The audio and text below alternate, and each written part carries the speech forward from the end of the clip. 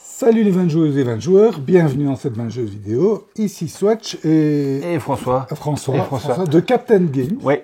On vous présente aujourd'hui Path of Civilization. C'est bien ça.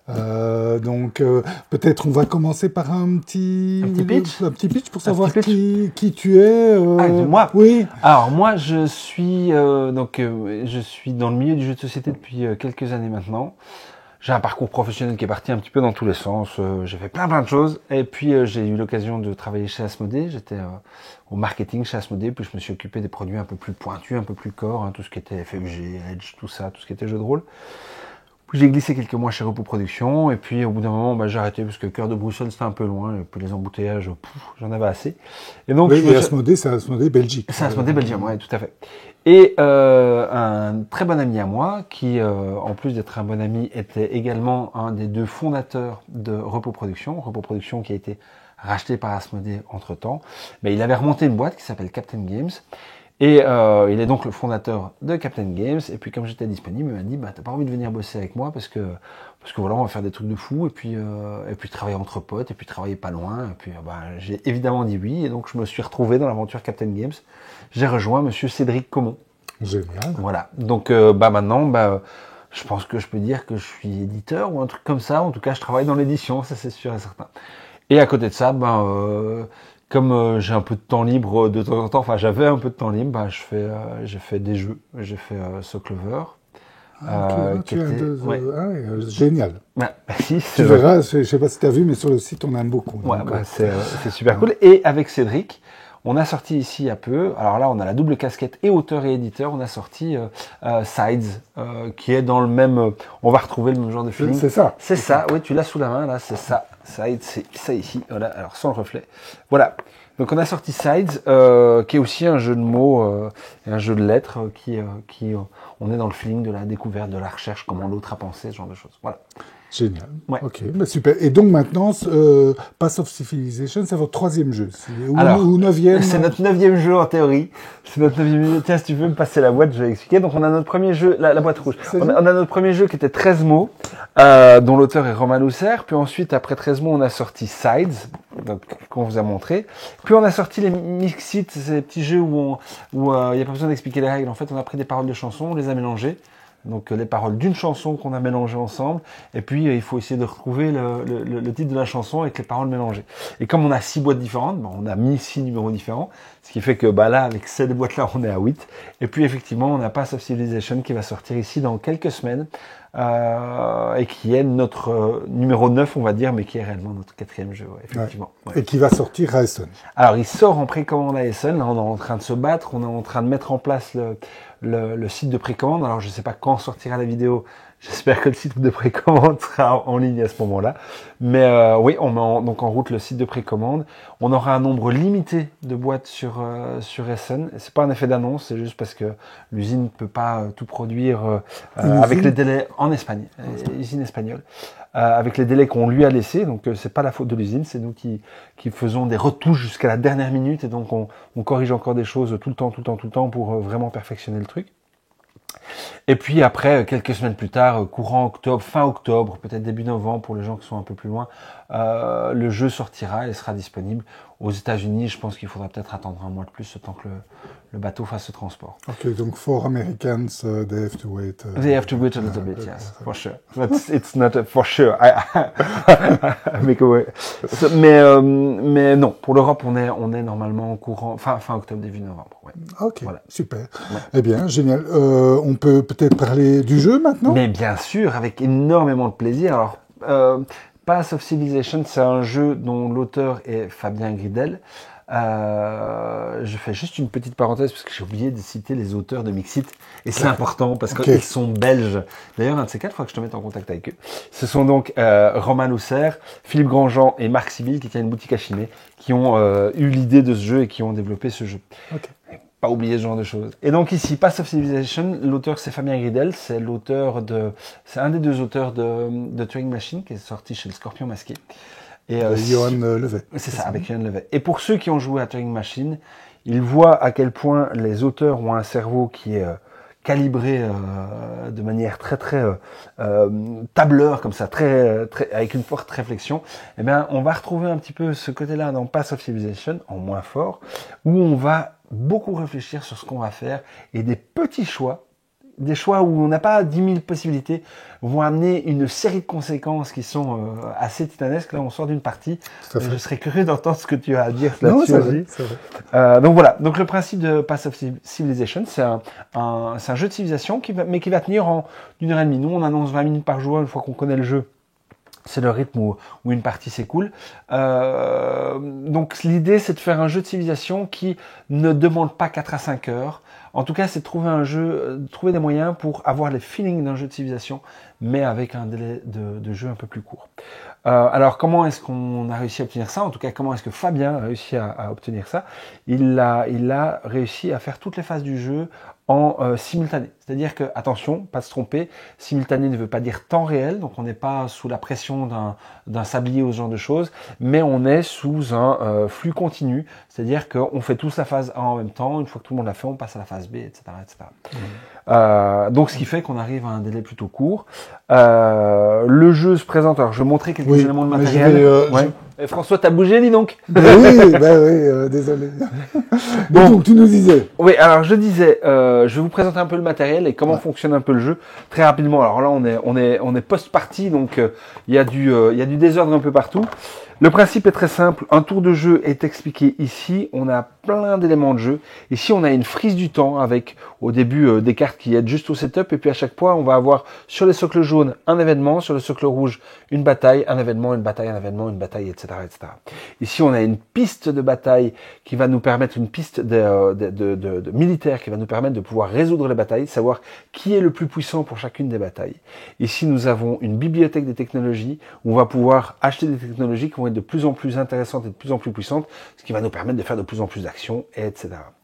Ici, nous avons, alors c'est en désordre, le marché des leaders. Ce sont des leaders qu'on va pouvoir acheter pour venir agrémenter, pour venir accompagner notre civilisation. Et ici, on va pouvoir acheter des merveilles qui vont venir nous donner des bonus immédiats et rapides. Ici, nous avons la piste de philosophie sur laquelle on va pouvoir progresser. Ça va nous rapporter des points de victoire en fin de partie. Et les leaders de cette philosophie vont décider quels sont les bonus qui vont pouvoir être atteints et pouvoir être obtenus à chaque niveau. Donc être premier, c'est bien parce que ça permet de décider selon nos besoins. Et puis on a ici un plateau personnel. Alors je vais le tourner dans le bon sens pour que tu sois directement tourné vers toi. Sur le plateau personnel, on a plusieurs endroits qui sont définis. Ici, on a notre piste de population. Ça va définir le maximum de ce qu'on peut obtenir quand on va envoyer des agents ou quand on va produire de la recherche. Et puis ici, on a des emplacements. C'est des emplacements sur lesquels on va pouvoir poser des cartes technologie. Ces cartes technologie vont produire des choses. Je donne des exemples ici. Voilà, ils vont produire des choses. Donc la première phase du jeu, c'est expliqué ici. On a 5 cartes en main. Les 5 cartes en main, on en pose 2 à droite, 2 à gauche. Et la dernière, on la perd définitivement pour toute la partie. Ensuite, la phase suivante, c'est pas compliqué, on va regarder la partie gauche des cartes qu'on a posées à gauche. Donc on regarde juste cette partie-là et on va regarder le nombre de carrés qu'on a. Et chaque carré, en fait, c'est un cube de sa couleur qu'on prend, qu'on va venir mettre dans les coupelles différentes. Donc par exemple ici, on peut voir que là, j'ai un carré bleu, c'est-à-dire que je prends un de mes carrés à moi, le fait qu'il soit bleu n'a pas d'importance, et je vais venir le mettre dans la coupelle bleue. Ici, j'ai un carré jaune, j'ai même 2 carrés jaunes, ça veut dire que je prends 2 de mes cubes, et je prends mes 2 cubes que je mets dans la coupelle jaune, etc., etc. Ça pour toutes les coupelles.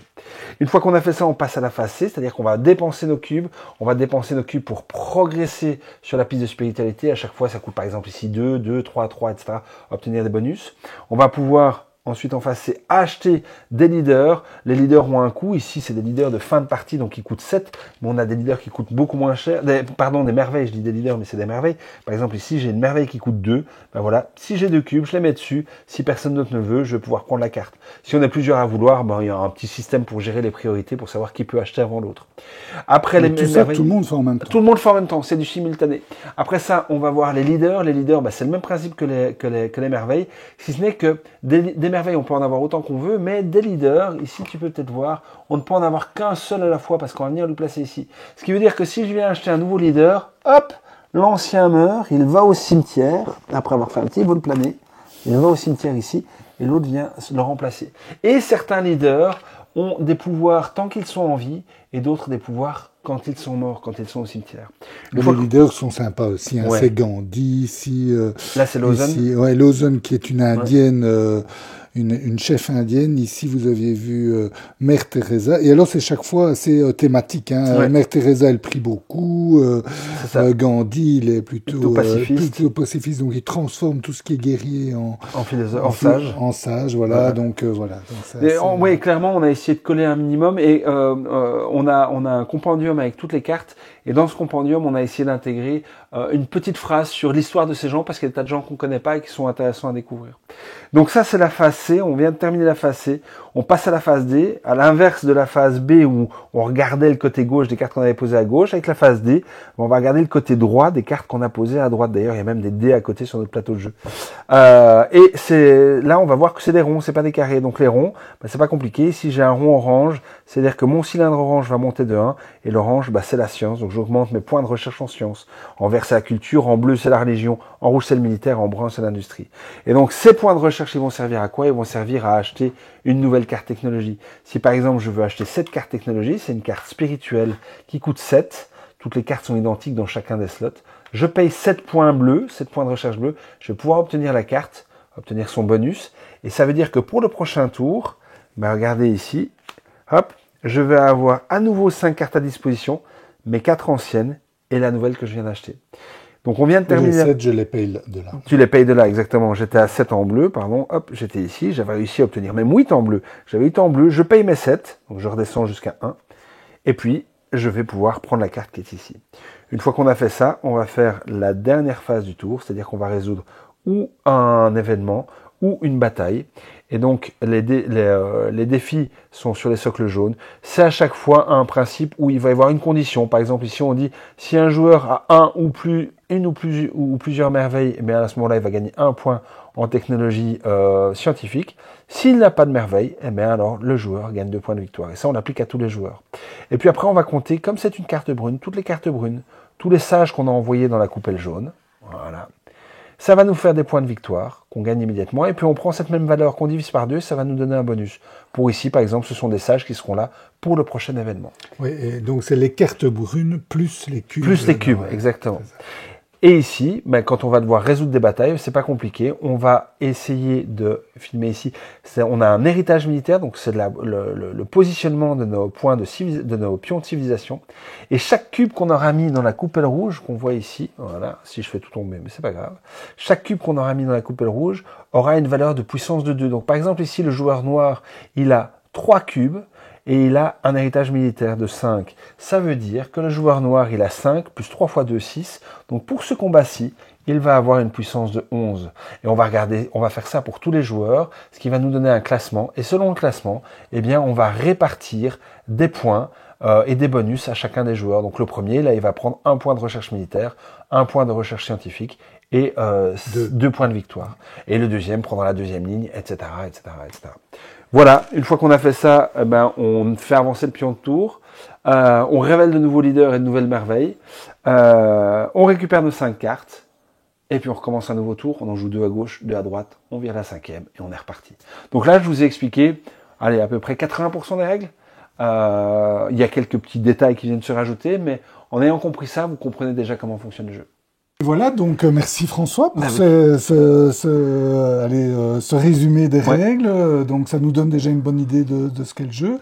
Alors mon avis comme ça à chaud, évidemment, à côté de François, donc je dois faire attention à ce que je dis. Non, je me tasse, je me fais tout petit. Ça va. Mais moi j'ai vraiment beaucoup aimé. C'est un jeu qui fait quand même fort penser à Seven Wonders. Donc évidemment... ton collègue éditeur, c'est lui qui a fait Seven Wonders. Alors oui, c'est Cédric Comon, en fait, c'est lui qui a créé tout ce qui est design des icônes et ce genre de choses, et la grammaire du jeu Seven Wonders. Donc effectivement, on va retrouver la même patte, la même volonté derrière, Et si ça a bien marché pour Seven Wonders, c'est peut-être pour ça que ça marche bien aussi avec Pass of Civilization. Au début, il y avait du texte sur les cartes, et là, il n'y a plus de texte à part le titre sur les cartes. Ouais. Donc, on sent, évidemment, c'est un autre auteur, donc c'est un autre jeu, mais il y a ce côté 5 couleurs différentes, tout en ayant quand même des grosses différences. Là, d'abord, c'est un niveau un petit peu plus complexe, et puis tout s'imbrique. Moi, ce que j'ai vraiment bien aimé dans ce jeu, vous voyez, je vous ai pris quelques cartes, je ne sais pas comment on les appelle, technologiques. Ça sont des cartes technologiques. Voilà, ok. Vous voyez, si vous achetez une carte bleue, par exemple, elle va vous donner des icônes d'autres couleurs. Et puis la même chose pour les cartes oranges qui vont vous donner des... Donc, tout s'imbrique. Quand vous vous investissez dans le vert, vous n'allez pas... Contrairement à Seven Wonders, où vous allez continuer à vous spécialiser dans le vert, ici le vert vous aide à vous spécialiser dans une autre couleur. C'est ça. Et donc ça, j'ai vraiment bien aimé dans le jeu parce que finalement tout s'imbrique et on ne se dit jamais, ok, maintenant dès le début, ok, moi je fais mono combat, je reste dans les combats. Non, on va toujours changer un petit peu. On va toujours aller à gauche. En fait, il faut savoir qu'au niveau de la complexité, il y a beaucoup de parallèles avec Seven Wonders au niveau des gens par rapport aux icônes. Maintenant, au niveau de la difficulté, on est entre un Seven Wonders et un Through the Edges. C'est un petit peu comme ça qu'on présente le jeu. Donc on est quand même un cran au-dessus. Ça ne plaira pas au même public, mais les gens qui ont aimé Seven Wonders, je pense qu'ils devraient glisser facilement là sur Pass of Civilization. Et par rapport à ce que tu disais sur les icônes, le jeu te pousse à effectivement tout faire, alors que toi, tu as plutôt tendance à essayer de te spécialiser parce que tu as envie d'avoir la grosse carte qui coûte 10. Mais pour avoir la grosse carte qui coûte 10, tu vas avoir besoin de ce qu'il y a sur le côté de cette couleur. Donc forcément, tu vas être obligé de t'éparpiller un petit peu pour pouvoir te spécialiser. Tout à fait. Non, ça, c'est vraiment très chouette. Et c'est vrai que quand on pense à Seven Wonders, on pense plus à se spécialiser. Et ici, c'est bien différent. Et alors, la deuxième grosse similitude avec Seven Wonders, c'est qu'avec Seven Wonders, on joue tous en même temps, et ici aussi. Et donc, ça donne la partie vraiment assez dynamique. On n'attend jamais. Il n'y a jamais où on se dit... je vais attendre mon tour. On n'attend jamais son tour puisqu'on joue tous en même temps. Donc ça, c'est... Et on a tendance à toujours...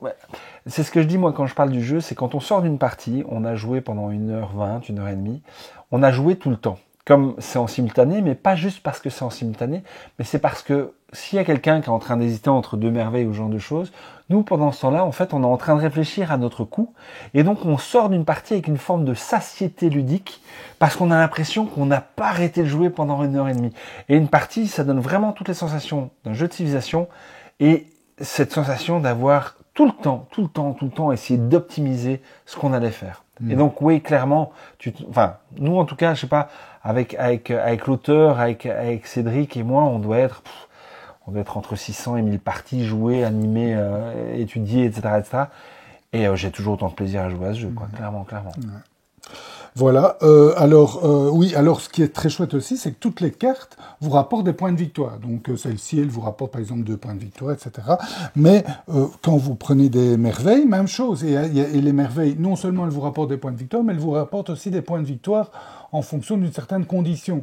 Donc, vous allez essayer d'optimiser vos merveilles. Même chose pour les leaders, qui vous rapportent des points de victoire en fonction d'autres conditions. Oui, j'ai perdu, je m'y perds dans tout.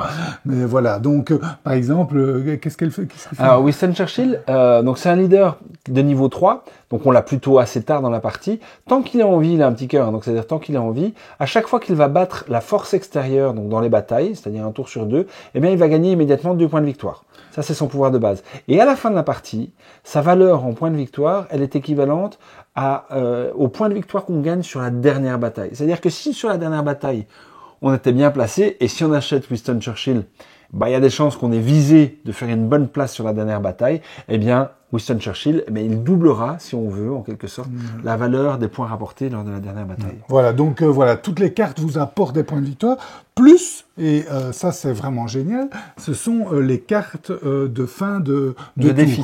Ouais, c'est les défi. Voilà, donc il y a 9 tours, et sur 4 des 9 tours, il y a une carte comme ceci qui est scorée et qui va vous rapporter également des points de victoire selon une certaine condition, avoir des cartes d'une certaine valeur, d'une certaine couleur et des choses comme ça. Donc ça va vous encourager à faire une petite stratégie aussi, parce que par exemple dans notre partie, la dernière carte, elle rapportait des points de victoire par série de cartes différentes.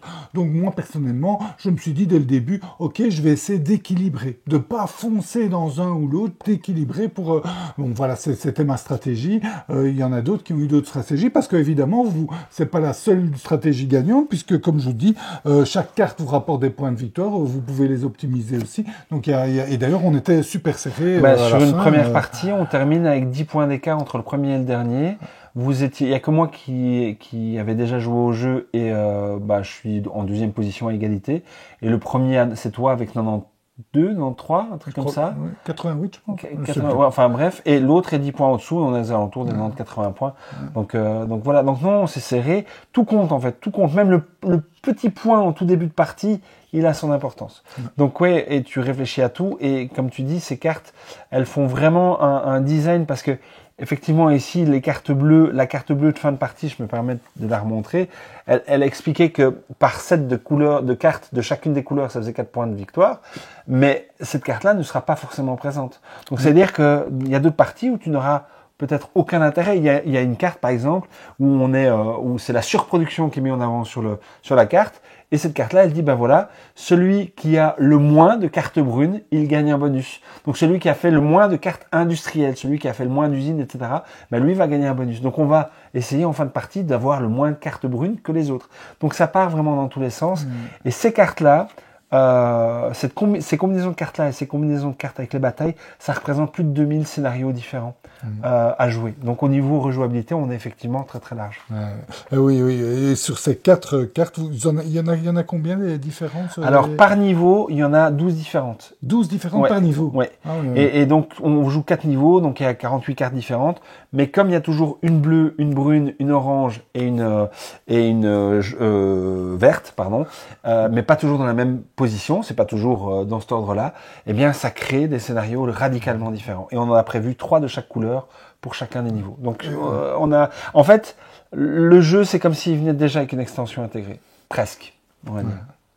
Donc voilà, vraiment, c'est vrai que d'un point les points plus critiques, on pourrait dire une interaction assez limitée. L'interaction, elle est au niveau des batailles pour être le plus avancé possible. Et alors se battre sur les cartes si on veut une carte avant un autre ou quoi. Mais voilà, ça se limite à ça.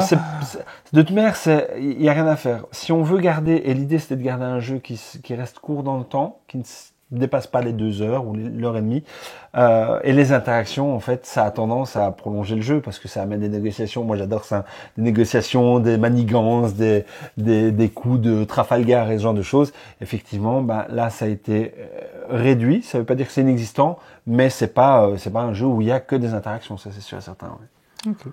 Voilà, donc vraiment un très très chouette jeu. Je dirais le renouveau du Seven Wonders, un petit peu.